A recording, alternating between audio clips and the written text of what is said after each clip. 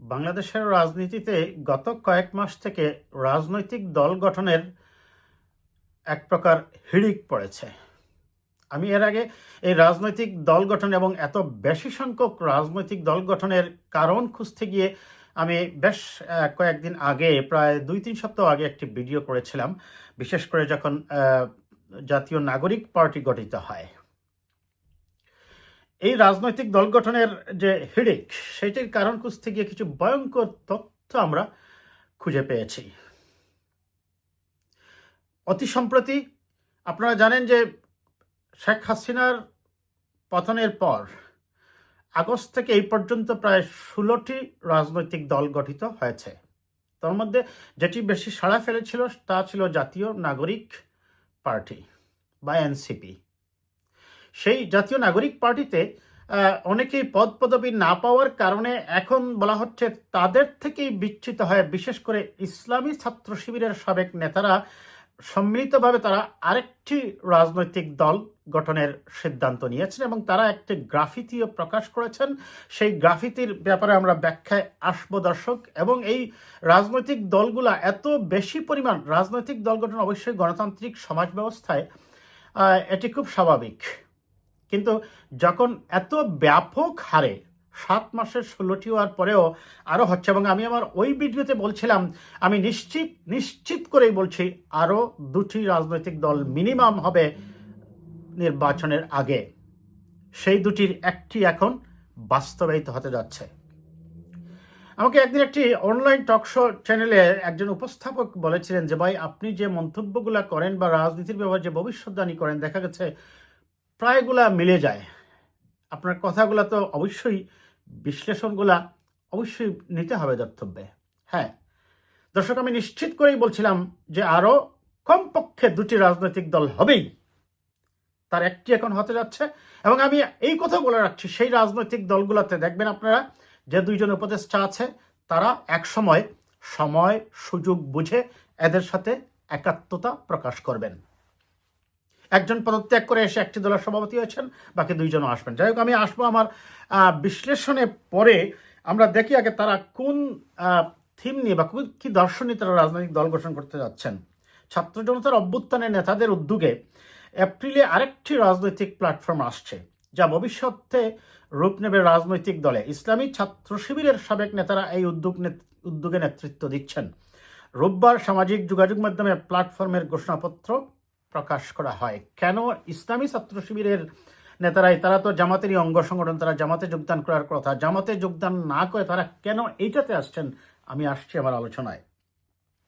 অভ্যুত্থানের ছাত্রনেতাদের নিয়ে গঠিত সেপ্টেম্বরে গঠিত জাতীয় নাগরিক কমিটিতে ছিলেন শিবিরের সাবেক নেতারাও, এবং এনসিপির শীর্ষ পদ নিয়ে তাদের মধ্যে এক ধরনের বিরোধ দেখা দেয়। সেই বিরোধ দেখা দেওয়ার ফলে তারা এনসিপিতে কিছু ছাত্র শিবিরের নেতারা থাকেনি। বিশেষ করে তারা চেয়েছিলেন সদস্য সচিব বা পুরো কমিটি হলে যাতে সেক্রেটারিটা সাবেক ইসলামী ছাত্র শিবিরের কোনো বড় নেতাকে দেওয়া হয়। যেমন আপনারা জানেন এবি পার্টির যে সভাপতি, তিনি হচ্ছেন নজরুল ইসলাম, তিনি জামাত থেকে আসা সভাপতি, এবং ব্যারিস্টার ফুয়াদকেও আমরা দেখি অনেক সময় তার জামাত সংশ্লিষ্টতা ব্যাপারগুলা।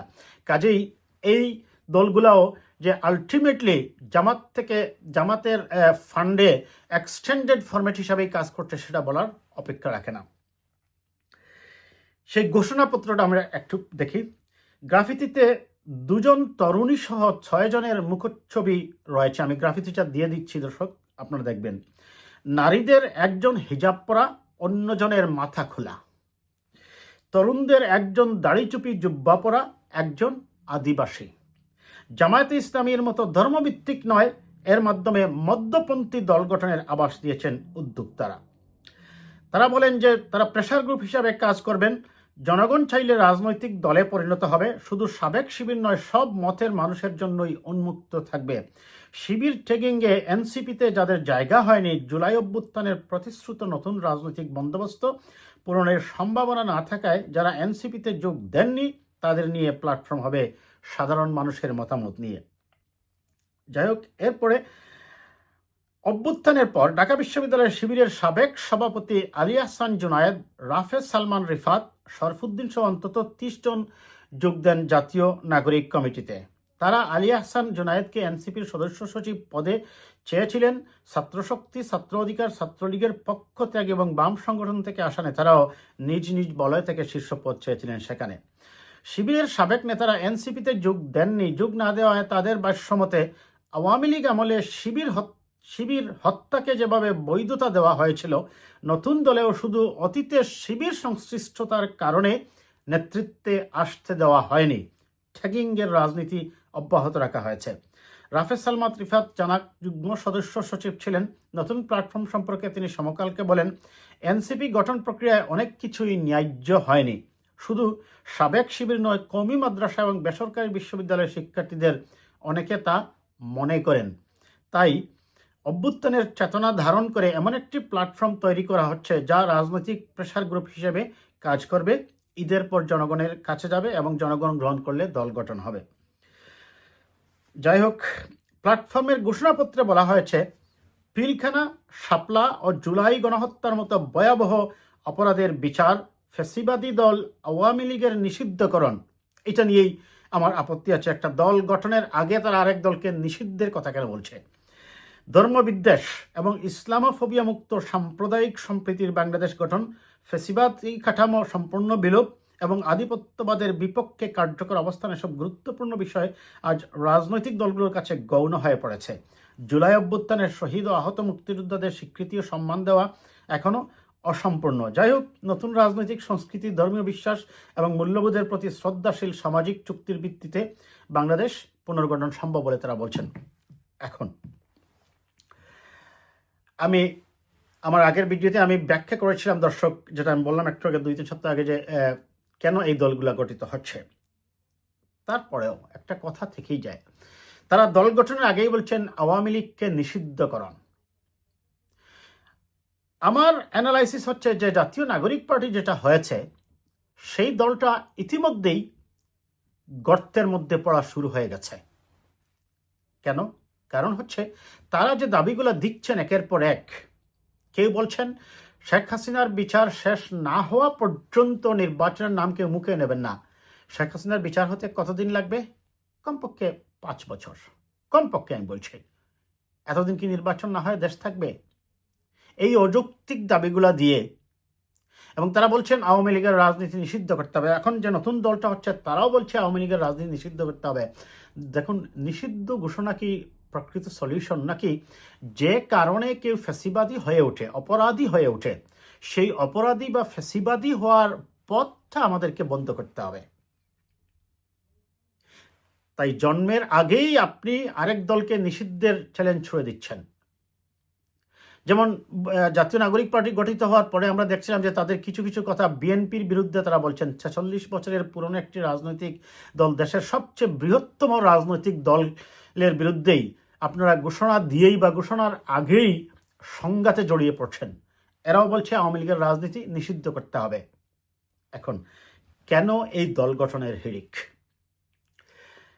একটু যদি আমরা গভীরে যাই, নির্বাচন যেহেতু ঘনিয়ে আসছে, সে ডিসেম্বরে হোক আর জুনে হোক, নির্বাচন তো হতে হবে।